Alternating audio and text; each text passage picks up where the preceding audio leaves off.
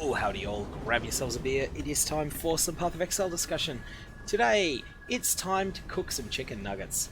That's right, we're going to be talking about how to kill the Phoenix, one of the four guardians of the Shaper. So these are the four bosses at the center of the Atlas. You have the Maze of the Minotaur, which is the guardian of the Minotaur. You have the Forge of the Phoenix, which is guarded by Chicken Nugget guy himself, the Phoenix. You have the Lair of the Hydra, and you have the Pit of the Chimera. Now, the Phoenix's core attacks. The Phoenix is a fight that escalates in danger over time. The Phoenix has about 12 million hit points, as all of the Shaper Guardians do, and that means that the fight can go for quite some time if you don't do extraordinary damage. The character that I'm playing this encounter with does not do extraordinary damage.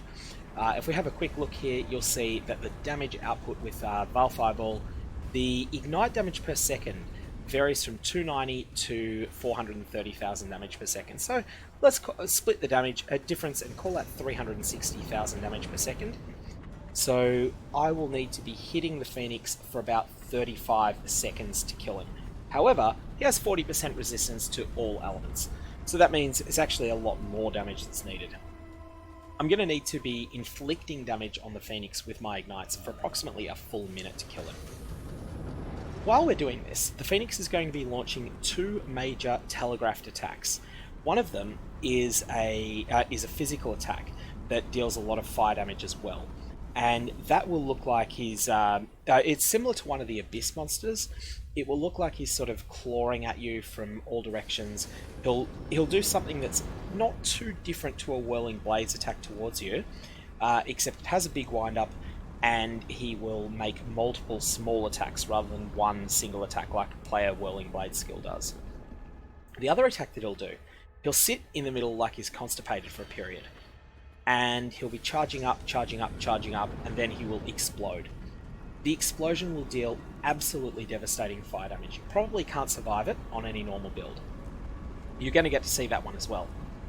The other thing that's going to happen is that each 10% of his life that we take away, he is going to start inflicting a debuff on the player that causes -1% maximum fire resist, and he's also going to summon a little firebird that's going to attack you. Without anything further, let's go in here. This is the arena. It's pretty small, and it's also a very straightforward arena. What I like to do is precast a couple of any skills you've got that put nasty shit on the ground. And then we'll walk in. Here's the Phoenix. So that's his constipation attack, where he charges up for ages and then lets loose.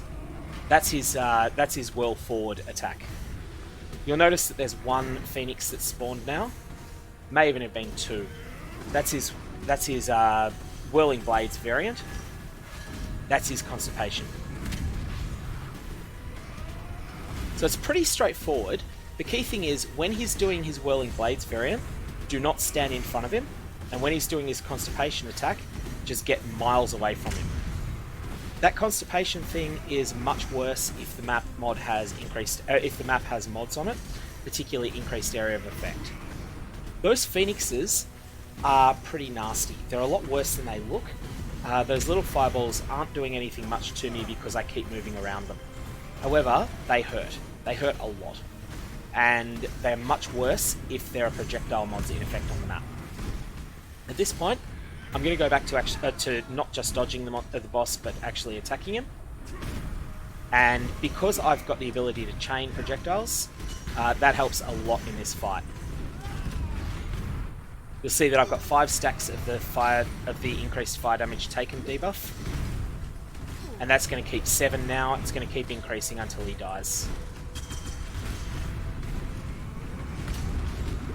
It might seem logical that that this boss... Oh, perfection, nice.